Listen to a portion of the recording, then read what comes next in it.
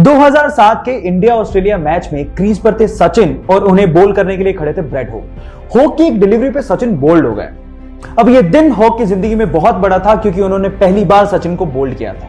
Match खत्म होने के बाद होक सचिन के पास गए और उन्होंने कहा कि प्लीज आप इस बॉल पे ऑटोग्राफ दीजिए। सचिन ने ऑटोग्राफ देते हुए कहा कि अब यह दिन तुम्हारी जिंदगी में दोबारा कभी नहीं आएगा। उसके बाद 35 टोटल एनकाउंटर हुए सचिन और ब्रेड होक के बीच में, लेकिन ब्रेड होक उसके बाद कभी सचिन को बोल्ड नहीं कर पाए।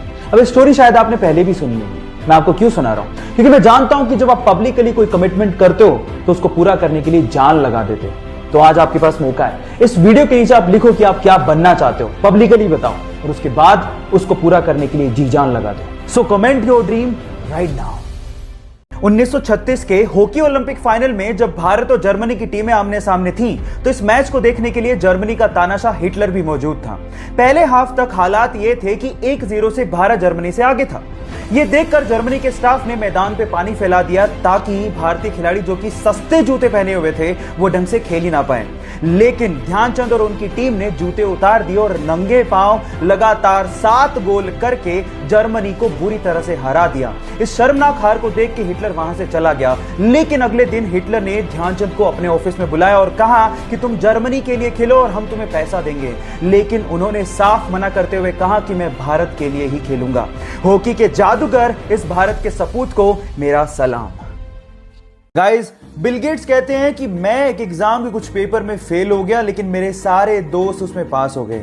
लेकिन आज जो एग्जाम में पास हो गए थे वो मेरी कंपनी में काम करते हैं और मैं उस कंपनी का मालिक हूं। गाइस, ये बात आप लोग याद रखिएगा कि अगर आप गरीब पैदा हुए हो तो उसमें आपकी कोई गलती नहीं है, लेकिन अगर आप गरीब मर गए तो इसमें 100% आप ही की गलती है।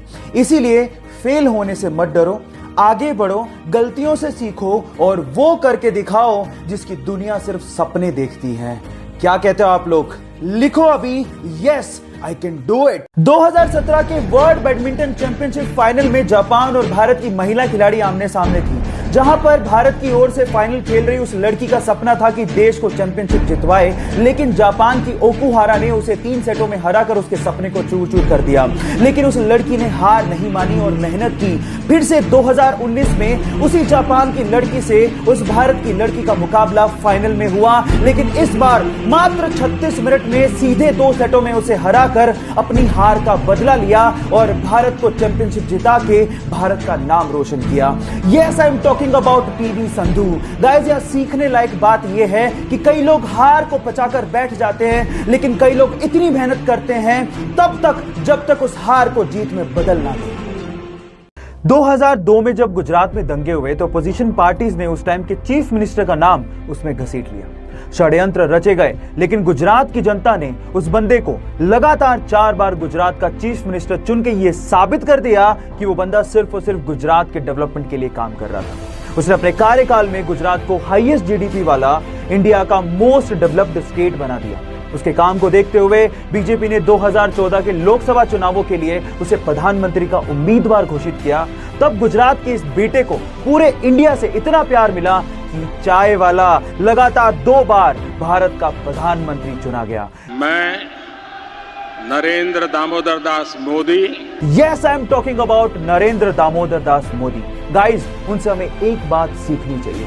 उनके अनुसार धर्म अपने कर्म के लिए निष्ठा और अपने देश के लिए समर्पण है।